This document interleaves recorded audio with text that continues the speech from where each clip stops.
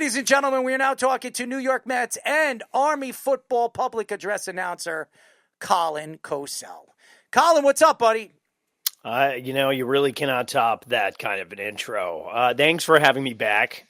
Given the last debacle when I was previously on, the fact that you allowed me to come back on the show really does mean a lot to me. So thank you for having me again. First of all, the pleasure's all ours. First of all, because you're sensational. What you do is great, not only for the business. If you're a Met fan, when you go to the Mets stadium and you're listening to the public address announcer, that is Colin Cosell. So when you walk through the stadium and you're hearing all the public announcements, it is Colin. So if you're a Met fan, this is a man that goes to every single home game for the New York Mets. He travels a lot with the Mets organization and the team, and his grandfather is the great Howard Cosell. So it is a crazy, wraparound. And really the back end of it, the story is you used to be a manager at a bar. And really from your career, from where you are now and from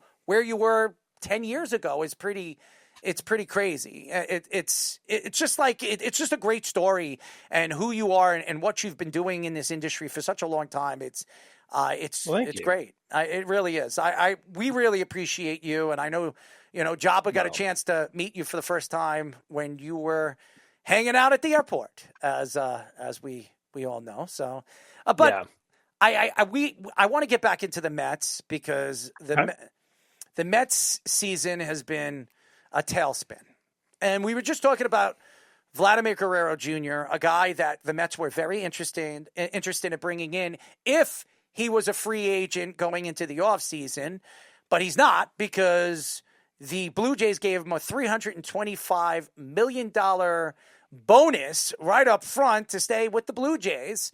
So yeah. Where do the Mets go in the offseason? I know they're going to do everything they can to keep Pete Alonso and make sure that he's happy. But where do they go in the offseason to become a World Series contender? Because honestly, this roster and this team is not good enough to win a World Series. The pitching staff, they got a lot of good young players. McClain looks like he could be a number one, but you're not going into the offseason and the season saying that's our number one and Tong is our number two. And they're not doing that. They have to look at veteran pitching. Where do the Mets go? I mean, it's a really good question. I think at the end of the day, it's going to have to be, it's going to have to be Pete. And I think it's what the fans want. And I think the Mets want it as well. And I think I'm hoping that maybe, and it never works out this way, somehow Scott Boras always ends up getting his way somehow. It's the weirdest thing. But, maybe they'll be able to find some sort of common ground and bring him back. The options are fairly limited. And they can't even really work from within because they've been trying to manipulate and massage players into, different infield positions. And first base, they started to tinker with a little bit last year, as a just in case contingency plan sort of approach. But, ultimately, I think they're going to have to start shopping around and maybe get some sort of stopgap solution. I hear, Bryce Harper might be on the trade market. Thanks to Fish. Appreciate that. But no, in all seriousness, I think it's got to be Pete or bust at this point. You know what I mean? He has that vibe about him of being a career Met. I think the fans absolutely, he's a perfect fit, in New York in general. But I think with the fans, it's a match made in heaven because, he's just a lovable meathead who's really good at hitting dingers. So, I don't know. That's my take. It's very limited because that's the all you options are go. limited. That's all you go. If you get Pete Alonso, that's what you're going into the season. You're hoping, we signed Pete Alonso. Oh, no. I'm sorry. I was just addressing the Pete Alonso aspect of things. Okay. Right. In terms of pitching, I do believe that McClain, obviously he's automatically, if not an ace, he's your number two. if you get Peterson back to health and you don't have him, exhausted again, I think we've got a solid pitching core. If we can get Senga to be healthy and go back to what we know he's capable of, of course, there's a lot of what ifs around him now because fool me once, and it just keeps happening. But there's people that we're forgetting about. Christian Scott, we just got some really good news about him. He's progressing really well off of Tommy John surgery. He's a part of that future Mets pitching rotation. You take a look at Bryce Montez de Oca. He's still out there. He can throw 1,000 miles an hour. And he learned how to control it. I used to announce him when he was in Brooklyn, and the dude could throw heat, but it was going like into the Ferris wheel, which by the way is in center field. Just, control joke, obviously. That failed. I'll see myself out. I'm going to go get an Uber. My Montez de Oca joke failed. But no, now he has control and get him back into the rotation as well. And he could be middle relief. I think there's a lot of moving parts that people are forgetting about. And I think it's something that Stearns really didn't talk about all that much because it was, the Mets want to have the image of we're all about right now. We want to win right now. And I get that because Steve Cohen, I truly believe, does want that as well. But they're also aware of the fact that they caught lightning in a bottle in 24 by signing pitchers who were trying to resurrect their careers. And they managed to do so fairly consistently. And it was a year that was supposed to be an abject failure, or at least like, a kind of a passable year, but nothing great. This year was supposed to be a huge year. It was supposed to be our year. We're going to win the World Series this year. Everything was going to work. And it was the same sort of approach, with signing the pitchers that we signed, and it didn't work. Trying to catch lightning in a bottle twice was not going to work. Also, you had a team that was really uninspired. The energy wasn't there. You didn't have your character players there. You didn't have your Iglesias and your oh my gods. You didn't have Winker there regularly to just be Winker. Harrison Bader is another character that was missing. The team lost a lot of its identity and its character. And what started great this season was literally still riding the high and the vibes from the season before. But that lightning that was caught in a bottle, they realized it was a very different, very talented team, but no fire there and a lot of injuries at inopportune times. And it happened a lot to pitching. And that's how we got to where we are. So I think Stearns tried to catch lightning in a bottle twice, didn't work. But I think behind the scenes, he knew we've got a lot of great things that are in the works in our youth movement and our farm system. And we're going to be bringing them up sooner rather than later.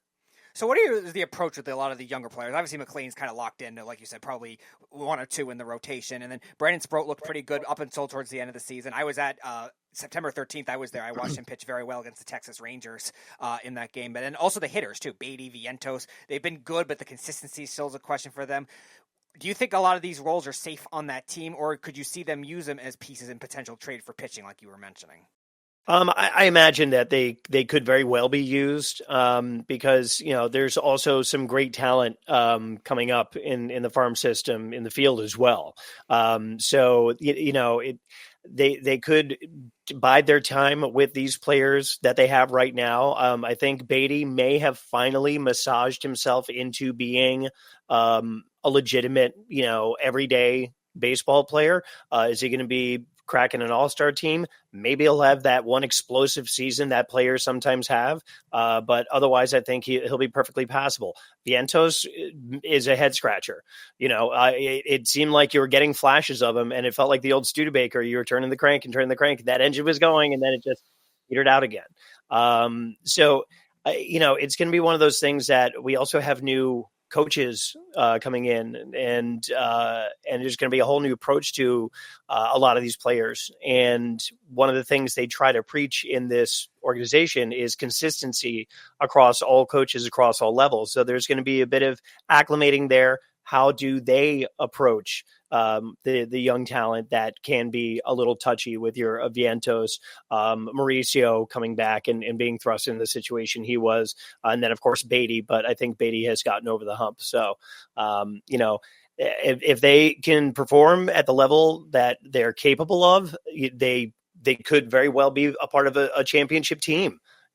just they need to tighten up their defense desperately across the field. And that goes for, a Golden Glove winning Francisco Lindor. That's so it could go either way. But you hope that they're going to be in a place, especially with the new coaches joining the team, that's going to be, sustainable for the team. And if it's good enough for trade pieces, then so be it. You talked about the pieces of the puzzle that were lacking in the oh my God, and the Iglesias. Joba's watching the Dodger game. His head's all over the Dodger game. Oh, I totally get that. Yeah. Well, I got football on one screen, I got baseball on the other, and then I got you guys here. So I don't blame you, man. I don't blame you at all. Multitasking over here. It's impressive, actually. I mean, see, I got to cover all these things. I got to know what's going on here. My hat's off to you. When it came to this, obviously, the signing Pete, I think, is obviously first and foremost. But do you think they need to spend instead of all in one basket like they did with Soto, where they can get bits and pieces, the Iglesias of the world, the Baders, where it fits that puzzle as a whole and just not one big piece to try to get them over the hump? Absolutely. I mean, you take a look at the game of Stratomatic baseball. Have you guys played that? I've never played Stratomatic. Okay. Tell us how to play. How do you play? If you enjoy baseball in any capacity and think you could be a good manager, I implore you to try Stratomatic baseball. It is a phenomenal simulation, albeit archaic in nature. It is about as analog as it gets, but it really takes into account the amount of chance that's in baseball, but also weighted chance based on your talent and abilities. It's fascinating. So I strongly suggest you do it, and you can get it in a variety of years. Like you can get lineups from like 1972 or 1946. It's nuts. It is, yes, Jarrett Bennett is absolutely right. It is a stat nerd's dream. Then I wouldn't be good at it. Well, that's the thing. Then you have to figure out the strategy that goes into it as well. And you start to realize that when it comes to a baseball team, you have your role players, you have your defensive, that's why you have defensive, players to put in towards the end of the game to protect a lead. And so you can get those types of players who are going to be character players that are notorious for it. They tend to be the ones that are just kind of a little, stopgap measure in a championship team. And they end up getting 3 championships from 4 different teams for some reason. Some weird outlandish stuff happens with them. So that's basically the approach in real life with Stratomatic is, you build a team with the best possible players you can. But it's got to be weighted in certain ways, and you have to have players that can complement each other, and they don't necessarily have to be billion-dollar players. You don't have to sign them for 1 billion years. You can get someone who's like an Andrew McCutchen, who is a passable bat, is a designated hitter, is all personality, a rugged old player who can occasionally go into the field. And he's past that, by the way. I'm just thinking of a great character in baseball. But you don't have to spend $1 billion, and you can't anymore. Right now you've got to focus on using the talent that you do have, filling in the things that need filling in, center field being one of those things. And also taking a look at some of the positives that are still there. Starling Marte had a very, very good season for someone who had to reinvent himself as a player. And he's also someone who is a great mentor and kind of a soother of Soto when he joined the team. He's one of those role-playing guys who can catch fire, can occasionally play in the field if need be, but he understands his role and he started to excel at it. So again, These are all just examples of the ways you can approach it without spending $1 billion and being married to a 30-year contract. Well, I'll just let you know that I would not be playing that game. So I'm not a statistician. Everybody says, well, you're a stat man. You're a stat man. But I'm not going to sit there and try to figure out, hey, if there's 2 balls and 1 strike, what am I going to do here and how I'm going to do it? And where do I move my third baseman, or where do I move my second baseman? Because this guy is a pull ball hitter. I'm not into that stuff. But anyways, we are talking to New York Mets and Army football public address announcer Colin Cosell, Howard Cosell's grandson. He is a great personality. He's been on our show quite a few times, and he gets better and better every single time. We really do love him, I'm being serious, man. I'm telling you the truth. I'm not going to lie to you. Listen. Everybody that knows this show, I was going to come back. I'm going to tell you. I want to be on another episode where there's no baseball, and I can just go toe to toe with Joba. That's all I want. Well, then he's so distracted. Then Joba wouldn't be the guy to go toe to toe with. I mean, not even toe to toe. I don't even know why I used that. It's Monday. I'm tired. I don't know what I'm saying anymore. I want to fight Joba Chamberlain. That's what I'm saying. No, I want to, just have a conversation though. I want to have his undivided attention so we can just shoot the breeze like a couple of fellas. Well, to get his undivided it's tough attention, when you got a sports equinox day. I know, dude. I didn't realize it as soon as when I got the text. I was like, hell yeah, I'll be back. I've got to amend my wayward ways before. They called me in an absolute hellstorm of travel nightmare day, and my wife was going to kill me, and my daughter was going to kill all of us, and Uber was going to be the death of me. That is not even that bad. And then you're going to have me back on. That's not even that bad. I'll tell you a quick story. I was flying, so I had to go to New Orleans years and years ago, and I had to go from Philadelphia to New Orleans. So I got to Philadelphia, and they told me my plane is going to be an hour late.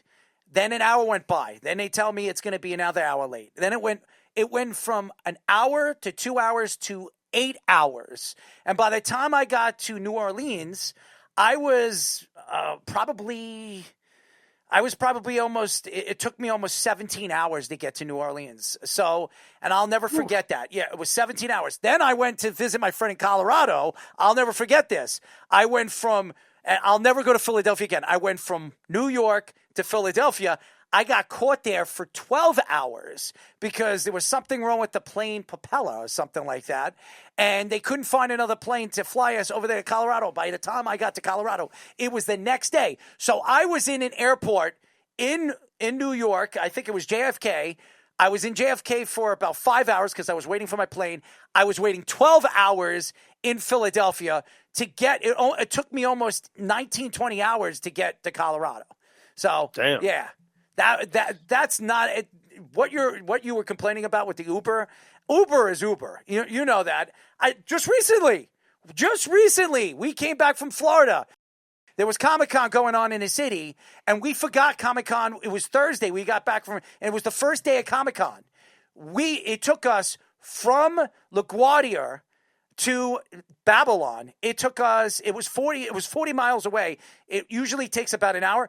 It took us 4 hours to get back, and I had to do a show that day. 4 hours in an Uber. Is LaGuardia a new airport? LaGuardia? Never heard of that one. LaGuardia. Okay. I just wondering. I didn't know if there was a new airport. I haven't been back in a while. You're an idiot, Joba. Screw you, Joba. This guy calls me in Florida, and he says, "Yo, what's the quickest way to get to Smithtown?" And I was like, "I live in Smithtown. Why?" And he says, "Well, I got an offer, and I'm trying to figure out the best way to get there." And I'm like, "Well, you can go to Islip, and you get on that plane, and it's like 10, 15 minutes from Islip." And he's like, "Well, I don't know if I could get a plane that can fly me back that day." And I'm like, "I don't think you can get any plane to fly you back that day."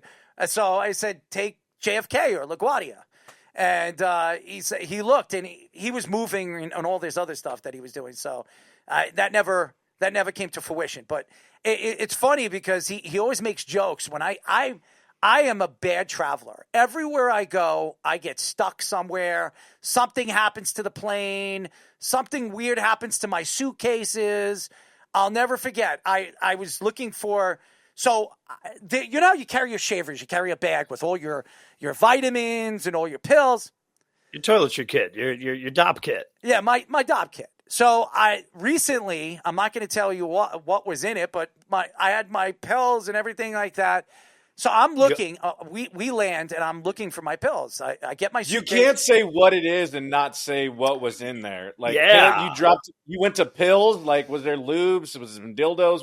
What are we talking about? No, I had, all right. So I obviously had a hip surgery, so I had a couple of Vicodins. I had my bottle of Vicodins.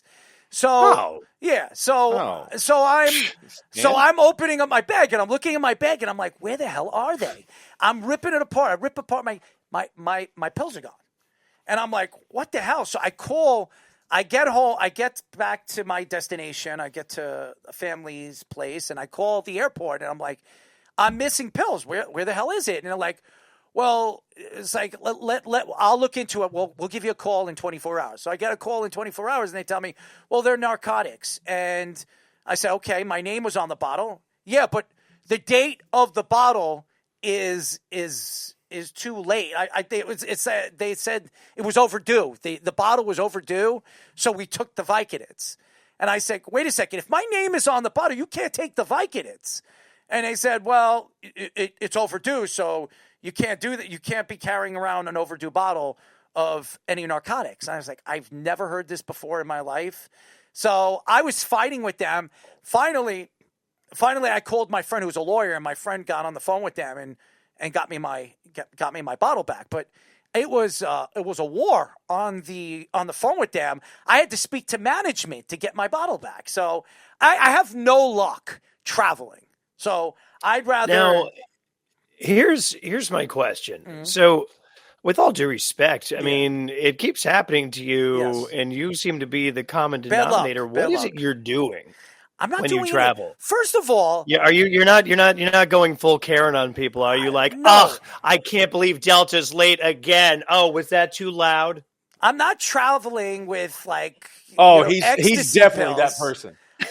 I'm not. I am not. And by the way, when I travel in small bags. So I don't go to that Starbucks. Never Starbucks by Gate 86. That barista gave me a funny look. I haven't had Oh, there it is. I haven't had Starbucks in 6 months. Okay, stupid fish. I haven't had Starbucks in 6 months, guys. I have been very good with sugar drinks. Look at me funny. Thank you. Anyways, I just have bad luck, and with Brittany, when I go with Brittany can get nasty. If she's with you and she's not getting something, she doesn't have her coffee, she'll rip your goddamn head off. She's one of those. I'm the girls. whiny one. She's whiny. Because I travel so much, I am very, very particular in the way I do things. I am the kind of traveler, I've got it down to such a science that I can arrive at LaGuardia by you guys are asses. 15 minutes. I swear, man. You guys are nasty. Sorry. I'm sorry. I'm not going to pile on anymore. Colin, you're supposed to be on my side. You're against me. I apologize. I'm so sorry. I had to get one in. Two idiots over here. I'm so sorry. I'm such a jerk. But no, when I get there, like literally it'll be 15 minutes before boarding because I know exactly where I'm going to go. I know where to enter. It's always Delta, or at least 95% of the time it's Delta. So I know exactly where to enter. So I avoid everything, get right through, use the Face ID, get right through there. And I'm at my gate within like 5 minutes, no wasting of time, just enough time to pee if I need, or swing by the Starbucks that gave you a funny look, whatever. And so like, that's the way I do things. When I have my wife and kid with me, I have to like take deep breaths. I have to meditate. I have to find that inner peace where I'm like, Colin, you cannot control this right now. There is a toddler who could melt down at any second. Appease that child. You have a wife who's trying to appease that child so you don't have a meltdown yourself. Just go with it. And so I can see where things can get calamitous, but like once I get it down to a science and you make it as fast as possible, very little can get in your Colin, way. are you one of those people, if somebody sees you and notices you and they walk up to you, you're like, I'm with my family, could you leave me alone? Are you one of those people? No one has any clue who I am. No one has. I am the least famous person who's got like semi-famous jobs. How know what about I mean? you, Joba? Like How about you, Joba? You're in the airport. And Joba, now that's someone, he was all over national. Like he had the entire nation riveted while swatting bugs away from his face. Yeah, you know what? It wasn't too bad. The only time that it really like in the airport was fine, but there was a few times like I would literally be on the plane, and I always tried to take the early flight just because I could sleep. Yeah. And then like if I was coming in from Nebraska or somewhere or Florida to New York, I tried to do it like in and out. And if you're flying into a bigger city, you can get that done. So I'd always try to take the early flight. And we would be coming into landing, and there would be stewardess that'd come over, and I'd probably be drooling, just, glasses like crooked on the thing. And they would wake me up and be like, "Hey, could we get your?" I was like, and I'm, asleep. And that's the only time I'd be like, "Could you get me when we land?" Like I'm trying to sleep here, but no, I mean it's cool. They don't recognize nobodies, so at least I did something right. Well, that's the problem, because I've been in the airport. I've seen Ernie Johnson there, and I've known Ernie for a long, long time, seen him at the TNT facilities. So he showed me around, so he remembered me because I was the loudmouth, and he was like, "Oh, I remember you, Mr. Marks." And we were standing there. I was speaking to him. I took a picture. As soon as I took a picture with him and I was speaking to him for 15 minutes, every single person saw that it was Ernie Johnson, and they flocked over there. And I looked at him, and I apologized to him. It was in Philadelphia, and I apologized to him. I'm like, "I'm sorry, Ernie. I'm sorry." He's like, "Don't worry about it. I'll take care of it. Don't worry about it." And people were lined up straight down. "How's Shaq? How's this? How's Kenny? How's Charles?" I'm like sitting there. I'm like, "Oh my God, I feel so bad." That, and I saw Carmelo. Well, I didn't see him. My friend said recently he was on a plane with Carmelo Anthony, and he was 2 seats away from Carmelo Anthony. And you can't miss a 6'8" guy, and he's from New York. He's from New York. He played for the Knicks. Well, he was on a plane. He was flying, I think, to Florida or something like that. He was doing some kind of event, and he's sitting there. He put his hat down. Every single person, he mentioned it. He walked up to him and asked him for his autograph. Every single person, including the stewardess, and the flight attendants, and even the guy flying the plane. So everybody wanted his autograph. Everybody was lined. He told me everybody lined up asking for his autograph. So see, here's the thing. I can slightly relate to, again, no one ever knows who I am. Like if someone has seen me, like when I'm walking in the building, they've seen my badge. They're like, "Oh, hey, Colin." But no one's just like, and when I do meet people, they're like, "You don't sound like you do in the ballpark." I'm like, that's because if I did, I would be institutionalized. Like, imagine I walk around and it's just, and be like, "Can you please fill it up regular unleaded?" Like that's, Colin, if I did that, Colin, that wouldn't make you feel good when somebody walks up to you. "Oh, you're Colin Cosell." I mean, it's cool when they're like, "Oh my God," because when I do, like when I speak like I do as an announcer, like, and you kind of see see it click. And now what's really cool about it is I've been doing this for, I just locked in my 8th season. Mm-hmm. So there's little kids that I'm the only voice they've ever known, me and Marisol, the other one who does the PA announcing. So like, I'm the only voice they've ever known, which is just like bonkers to me. But no one has a clue who I am. Now, growing up with my grandfather, on the other hand, was very strange because, people would be shouting at him as they were like driving by in the Hamptons or in the city or whatever. And as a little kid, that really didn't click. But, we'd go to a sporting event together. We'd go to a Rangers game. And, people would come up and start asking him for autographs. And it's like middle of the game and he just wants to be left alone. You know what I mean? And he's just there with his family and just wants to chill. So he wasn't being, like a dick about it. He just wanted to be left alone. So, I can get that, like, if you're taking a nap, for certain, that is when I want to be left the F alone. The funniest story I have that somebody actually noticed me was in a 7-Eleven. I think I told you guys this story. I don't know if I mentioned it to Joba. I think I told Fish and I told Speedy. You've heard this story. I've heard many 7-Eleven stories. But this was a story that was pretty funny. So I walk into 7-Eleven and at night at like 1:00 in the morning, there's no 24-hour Dunkin' Donuts close to me. I got to go like 3 towns over. So I get a donut at at 7-Eleven. I like the jelly donuts because they're filled with jelly, you know. So I'm standing there, and over. So you know where the coffee is. So there's the coffee. So there was somebody standing there right over the coffee and looking at me and staring at me. And I'm looking at the guy up front because I know the guy that works there. I'm always there. So he's staring at me, and I'm like, okay, I this is weird. Then I go and get my Slurpee, and I walk up, and I'm like, that guy is staring at me. And he's like, yeah, I saw him too. That's weird. I don't know. Who are you? And I was like, what do you mean, who am I? I come here every single night. What are you talking about? So this guy, I'm standing up there, I'm paying for my You're donut. rocking jelly donuts every night at 1 a.m.? No. But I go to 7-Eleven. Live I'm always, your best life. Or 7-Eleven, No, I go to 7-Eleven every night. Every night, yes. I go to 7-Eleven every night. Yep. Absolutely. At 1 o'clock in the morning? Dude, I don't sleep. I told It's the you best this. time to be at 7-Eleven. Dude, nobody's there, by the way, and it is. Colin's right. There's nobody no there. shit. It's like it's dead, so it's great. Nobody bothers you. But So, on the off chance someone is there, yeah, you are going to have a story about that person. So this guy's looking at me. 1,000%. I thought this guy was a freak. You know what I mean? He was wearing a Cubs hat. Never forget it. And I'm walking up, and then this guy comes up to me.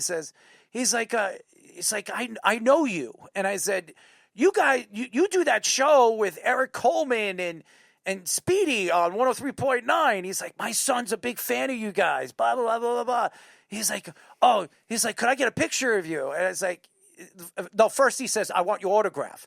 So he pulls out his Cub hat. I'm not a Cubs fan. And I'm like, you want me to sign your hat? I was like, do you have it? So the guy from the 7-Eleven gives me a pen, and I'm trying to sign this Cubs hat on the fucking bottom part. Excuse my language. I'm trying to sign it. And I'm like, okay, I'm done. I walk outside, and I'm jumping in my car. The guy comes out again when my door's open, and he's like, wait a second. I want to get a picture with you. So I'm sitting, my legs hanging out the door, guys, out the door, and he's right over where the door's open, and he's taking like a selfie, and he's like, he takes a picture of me, and my head's like this, and his head's like that. Dude, it was the weirdest picture I've ever taken of like a selfie with anybody. And he's like, my son's not going to believe this. Tell Speedy I said hello. And I get in the car, and I'm like, that is the freakiest, weirdest. A fan doing that? I was like, I wouldn't want to do this. I wouldn't want to do that. That's weird. Errol, you want to know what kind of a celebrity I am? Okay. I was going through airport security, and the TSA agent checked my ID, and he looks up and he goes, Mr. Cosell, are you the public address announcer for the New York Mets? And I said, well, yes, I am. And it was cool because my wife and kid were with me as well. And he goes, during the pandemic, you recorded, and I did do this during the pandemic. During lockdown, I recorded a bunch of like walk-ups for people to kind of like bring the ballpark home to them when there were no sports, and we were watching Tiger King, and it was freaking weird. So just like it gave me something to do, and it gave them something to like use their walk-ups while playing wiffle ball in the backyard while everyone was locked up at home. So he said, you did one for my son during the pandemic, and it really meant a lot to us. And I was like, thank you so much. And he was like, no, thank you. And then we kept going. My wife was like, honey, you're a hero. That was the nicest thing in the world. Now, this is all a really, really heartfelt, heart-touching, like tug of the heartstrings kind of story, except that this was at Long Island MacArthur Airport. So that's my kind of celebrity. I get recognized at the ISP. Long Island MacArthur Airport, just ranked one of the top 5 best small airports in the country. It's a crappy airport. I don't know why anybody thinks it's a good airport. I love it. The only it's thing adorable. I love. Do you know what? It's adorably small. I get through there fast, and for the love of God, they recognize me. I can't stand MacArthur Airport, and I'll tell you why. Because it's so small, and when you're standing, there are so many people waiting to get on the plane. So when you're trying to get your bag, because it's not like any of the airports, JFK or LaGuardia. It's not like any of that. But you have to go from one place to another, and it's not like Florida, Tampa, where you have to go from one place to another. But the one thing I hate more than anything is that when you're waiting online, it takes them forever because they're going through the bags and they're weighing the bags and everything like that. But if you're not there early, you're not going to make your plane. So, and the planes are so damn small. It feels like I'm sitting. That's another problem with traveling. Every single time I have my girlfriend pick out the planes, I'm sitting between two fat people. All the time. All the time. She'll laugh at it and she'll tell you the truth. This is a true story. Every time she picks our plane tickets, she's always on the outside and we're not sitting next to each other. I'm sitting between two overweight, obese people.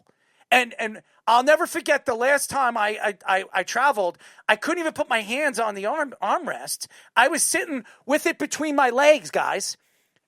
Between my legs, right next to my crotch, okay? Could you imagine driving 3 hours with your hands between your crotch because you can't move, all right? And one of them farting the whole time. Bad gas the whole time. How does that make you feel? Job was shaking his head, but it's true. And I tell her all the time, she laughs at it. She thinks it's funny. And I'm always the one who gets suckered into it. Well, fortunately, when you're flying out of MacArthur Airport, you're not going international. You're not flying to Australia. No. Chances are you're going to Boston, Florida, Charleston Boston, at most. I know. So it's fine for what it is. Colin, I love LaGuardia for what it is. LaGuardia. My mom says it. My mom was born in LaGuardia. Brooklyn and raised in Stuytown. So she's got the good old fashioned New York accent. It was always LaGuardia. She called it LaGuardia. Dude, I'm telling you, and she laughs at it all the time. She's always giggling, and she always tells me, it's always B. I always get the B number, and you know where the B is. It's in between people. As soon as I see the B number, I'm like, you got to be kidding me. You got to be kidding me. And every time I walk in, I'm sitting next to two fat people. You do know you can check your seats and everything and before you board, I don't care. You see, because Colin, I'm always getting screwed. That's why. I'm always getting screwed. I'm always getting screwed. Very quickly, just backtracking 3 minutes to the chat. Carol Baskin, they're misspelling Carol Baskin's name. It's actually spelled that bitch Carol Baskin. You can't. The official title is that bitch Carol Baskin. So please get it right if you're going to address Carol Baskin. Isn't Carol Baskin the one that had her husband eaten by a tiger? Oh yeah. Carol Baskin's got problems, my friend. Isn't she? She's not well. Yeah. Did she die yet? It's a great question. She 100% killed her husband. That is 100% accurate. Colin, what are you doing for the rest of the night? I am so boring now. I'm sitting here drinking my mocktail. I'm watching Joba watch sports so that I don't have to. So I'm watching it through osmosis. All right. All right. Dude, I'm chilling. What do you do? Are we hanging out? If you want to hang for the rest, you can hang on the show because we're making a night of this now. Yeah, we if you want, we can make a night of it. But I want to say something. So we had a big argument about this Shea Ohtani thing. Okay, all right, and me and Fish went back and forth. Joba likes to eat his popcorn. Okay, now I am not a Shea Ohtani fan. All right, I never was, and I'll speak my piece. Joba has a love fetish for this man. Okay, he loves this. By the way, Joba's going to become his future agent, too. Yes, Joba should be his future agent because, Want to bet? Yeah, I don't know. Joba, I'll take that. I'll take 3% of $600 million. That's fine. And then Fish comes in, and he has his take, and I'm sitting there, and he says, if the Blue Jays lose tonight, they got to deal with Ohtani on the mound. And I said, okay. Ohtani pitched one game so far in the playoffs. Yes, he had 10 strikeouts. Yes, he had 3 home runs. That was an all-world game. The chances of that happening again is slim to none. Well, he says, insane. It's insanity. It's not going to happen again. You will not see that again. I guarantee you. You will never see that again. And Shea Ohtani will never do that again. I promise you. So he says, so we're arguing back and forth. And my argument here is, if the Blue Jays already know Ohtani is going to be on the mound, you think they're not ready for that? You don't think they're getting ready that if they lose this game, they're going to have to contend with Ohtani? The Brewers haven't seen Ohtani all season long. They didn't see a pitch all season long. Okay? Now the Blue Jays had an opportunity to watch video and watched all the different, and they actually know what he's going to do. So in understanding that, I think the advantage goes to the Blue Jays in this game. There it is, right there, in between the fat people. That's true. By the way, it was a guy and a girl, so very good, Fish. Colin, let me preface this. He kind of left something out because that's kind of what it was. But Fish was coming on saying that this team is better than last year they weren't. because Ohtani had a bum shoulder and wasn't pitching last year. That beat the Yankees, and he said they're a better team because he is pitching. I disagree. And that's how it all got started. I disagree. So he left that part out. I disagree. And okay, so in your opinion, are they a better team when Ohtani's pitching? Get me any pitcher to go, and I know I'm going to hang my hat on this, but to go 6 innings and give me 6 strikeouts. I'm going to. That's my team is better because of it. Hold on. Now, if it has to be the name Ohtani attached to it, so be it. But what he did for that team, what he's done for this team on both sides of the plate is insane. You do realize he's a career 200 hitter in the playoffs. That's fine. He hit 3 home runs in a game where he was pitching at the same time. Like that to me is super impressive because pitching to me, I kind of assimilate it with like being an ice hockey goalie. We're cut very differently from other people in sports. He's talking hockey now.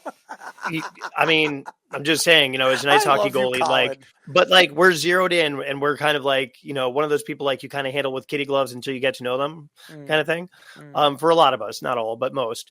And so, yeah, am I wrong in that, Joba, by the way?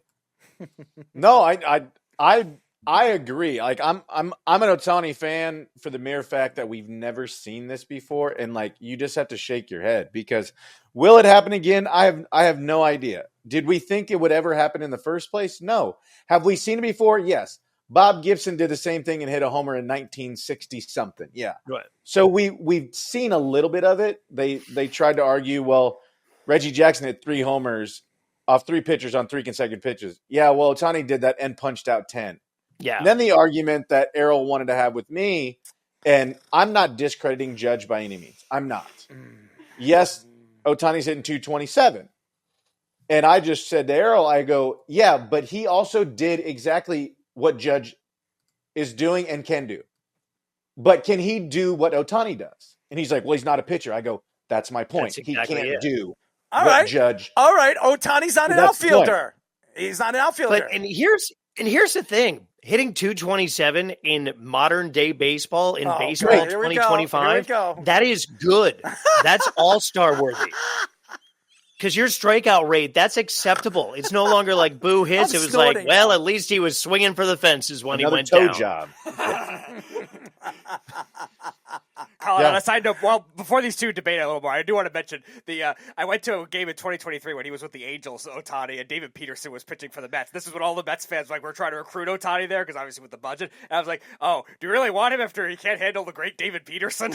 I was working that game, and I remember I've never seen so many of my colleagues clamor into the booth, into my booth, into the neighboring booths. Like I look down, all of a sudden it's just like, you would have thought the Beatles just landed. It's 1963, and all the flock of girls were like, ah! And it's like my bosses who are normally like, Colin, good to see you. Very corporate. Okay, very good. Yep, great job. Love your voice. Okay, great. And then they're like, oh my God! And it was crazy. And then, and it was a Heritage Day. And it was a Heritage Day too, I think. Yeah. I will say this, and we got to go to the golf clap. We'll have Colin join us for a couple of the segments because he's just hanging out and drinking and enjoying himself. But it's seltzer. A seltzer. I'm sorry. What do I know? I don't drink, so whatever it is. That's what I'm saying. It's not a hard seltzer, a regular seltzer. Right. Seltzer with lime. I don't drink either. Oh, So let's see. Me and you have something in common. That's good. That's a good thing. we have a lot in common. Yeah, we do. The only thing is you're. No, you like Otani, he doesn't. So you're out. I don't like a lot of people. All right, there are players in a lot of sports. A lot of people don't like you. That's fine. I'm fine with that. I am fine with everybody or anybody that doesn't like me. That's all. Errol, did you like the TV show 227? Speaking of batting 227, do you remember the show 227? No, I don't. Who's in the TV show? I got to check it out. Jack Hay. It was. You know what? It was a comedy. You know what my favorite TV show growing up was? 21 Jump Street. Remember that? Johnny Depp. Yeah. Then Johnny Depp. I'm going to go ahead and say that 227 was not your target demographic. No. I also liked Magnum P.I. Remember that movie? I mean, remember that show? Magnum P.I.? I love that show. I like Tom Selleck. That's why. So. I mean, that's a mustache you could hang your hat on. Yes, Mr. Baseball. Remember that movie? I love that movie. Love that movie. All-time great movie. Tom Selleck, he had great lip lettuce. Lettuce. It was a push broom.